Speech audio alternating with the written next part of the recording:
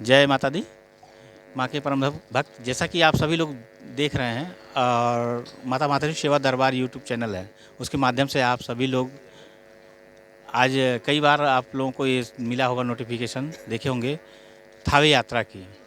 इसी कड़ी में कुछ भक्त हमारे यहाँ पे हैं, खड़े हैं और यात्रा वापसी हो रही है।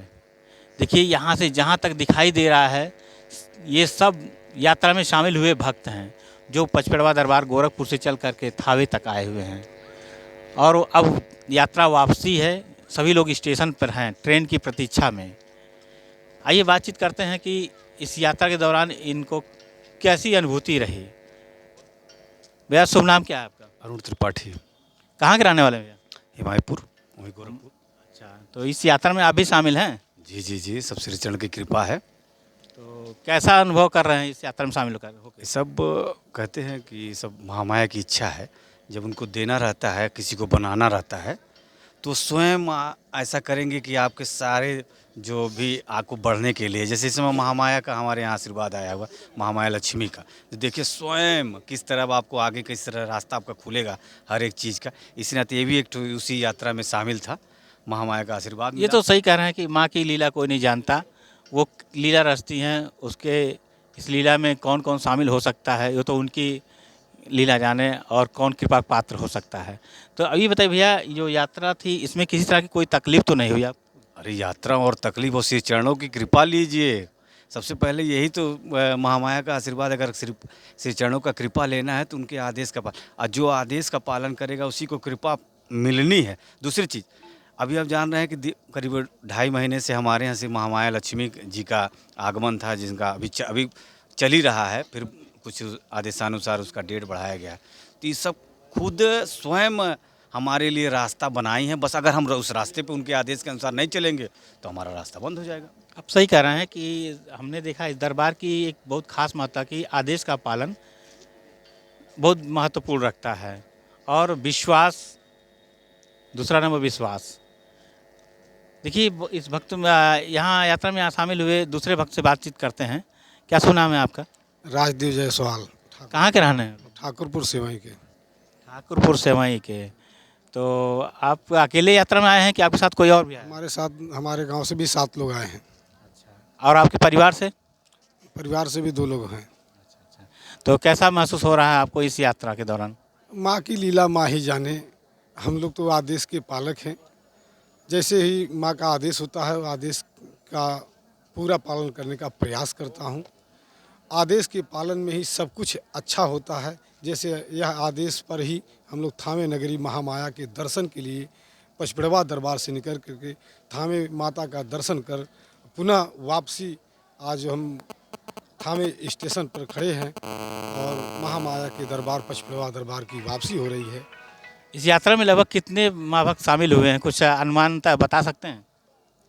इस यात्रा में 140 माँ भक्तों की संख्या है, जिसमें माताएं, बहनें और पुरुष भी हैं और बड़े खुशहाली से, बड़े खुश नज़र आ रहे हैं यह माँ भक्तजन कि एक दरबार पचपेड़वा दरबार से चल के माता थावे वाली शक्ति माता के दरबार का दर्शन हुआ।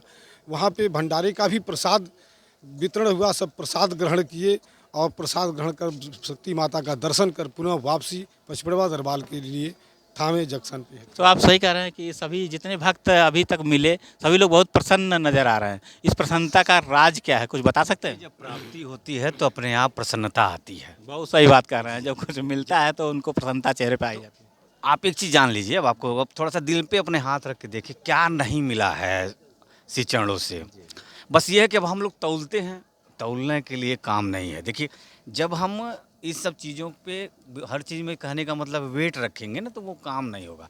हमको बस एहसास करना है, एहसास। जैसे कहते हैं ना, वो गूंगा अगर कोई मीठा फल खाता है तो वो बता नहीं सकता, बस उसी तरीके से एहसास रखिए तो सही कि कह रहे हैं। बहुत बड़ी कृपा प्राप्त होगी। जी जी।